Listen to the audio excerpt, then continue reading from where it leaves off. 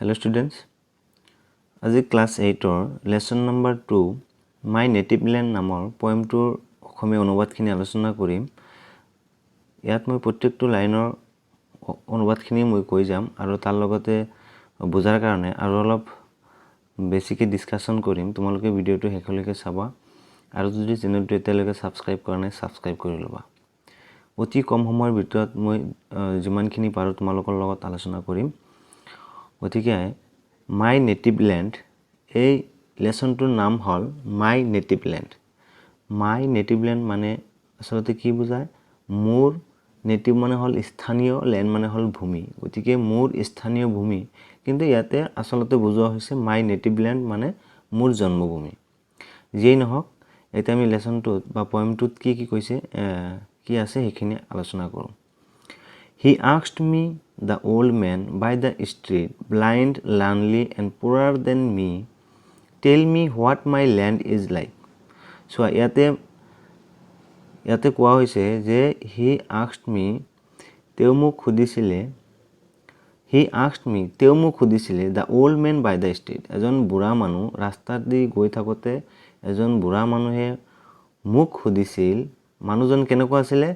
Blind, lonely and poorer than me. মানুহজন অন্ধ আছিলে, অকলশৰীয়া আছিলে, মানে অকলে আছিলে আৰু মোতকৈ দুৰ্ভগীয়া বা দুখীয়া।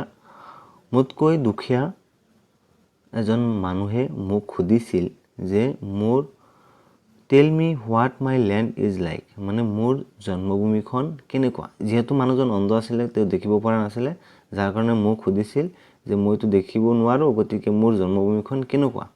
গতিকে এইখিনি কথা কৈছিলে। তাৰপিছত ইয়াতে আকৌ কৈছে ব্ৰেথ ককা, I said breathe deep, the warm air that reminds you of your childhood friends is what your land is like. কৈছে ব্ৰিথ ককা, ককা আপুনি উশাহ লওক। আই ছেড, মই কৈছিলোঁ। ব্ৰিথ ককা, ককা আপুনি ব্ৰিথ ডিপ, আপুনি গভীৰ উশাহ লওক।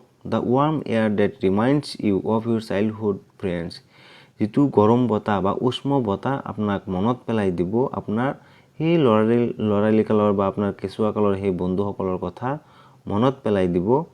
Is what Euro land is like, সেইটোৱেই আপোনাৰ জন্মভূমিৰ নিচিনা। আপোনাৰ সেই সৰুকালৰ বা সেই লৰালিকালৰ বন্ধুসকলৰ কথা মনত পৰিলে যিমান যেনেকুৱা লাগে, মানে জন্মভূমিখন, আপোনাৰ জন্মভূমিখন ঠিক তেনেকুৱাই।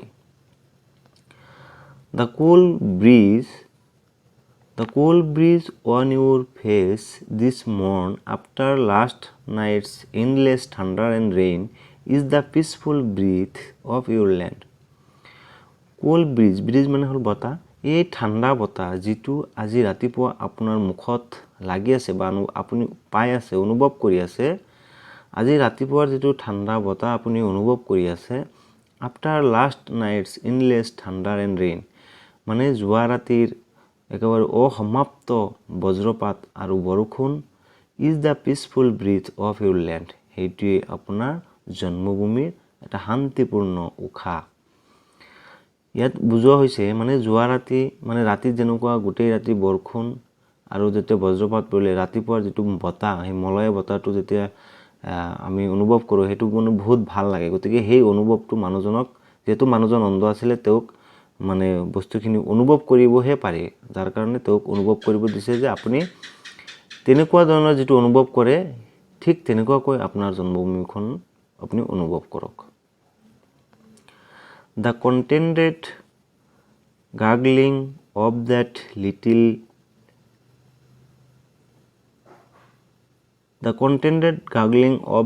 little baby tied to her mother's sturdy back is the soil of which your land is made.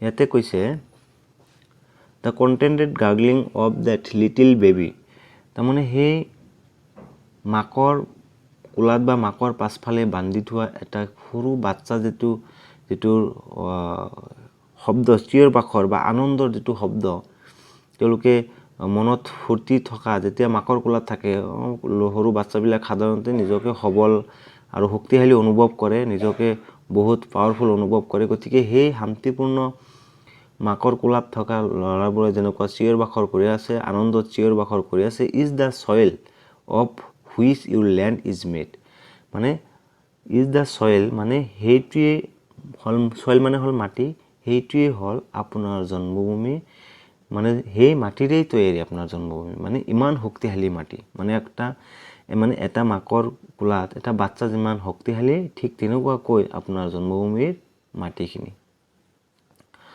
তাৰ পিছৰ ষ্টেঞ্জাত কৈছে the chorus of the cuckoo and sparrows as they play around the tree tops near is what shapes your native land the chorus মানে হ'ল একেলগে গোৱা গীত মানে একেলগে যিবোৰ গীত গোৱা হয় সেইবিলাকক কোৰাছ বুলি কোৱা হয় the chorus of the cuckoo and sparrows cuckoo মানে হ'ল কুলি আৰু ঘনচিৰিকাই একেলগে গান গায় as they play around the tree tops near মানে ট্ৰি টপছ মানে হ'ল গছৰ ওপৰত মানে সেই কুলি আৰু ঘনচিৰিকাবোৰে গছৰ ওপৰত একেলগে খেল ধেমালি কৰা আনন্দত খেল ধেমালি বা ট্ৰি টপছৰ মানে গছৰ আশে পাশে মানে উৰি উৰি তেওঁলোকে যিমান আনন্দ বা খেল ধেমালি কৰে is what shapes your native land মানে সেইটোৱেই আপোনাৰ জন্মভূমিখন বা নিজৰ ঠাইখন আকাৰ বহন কৰে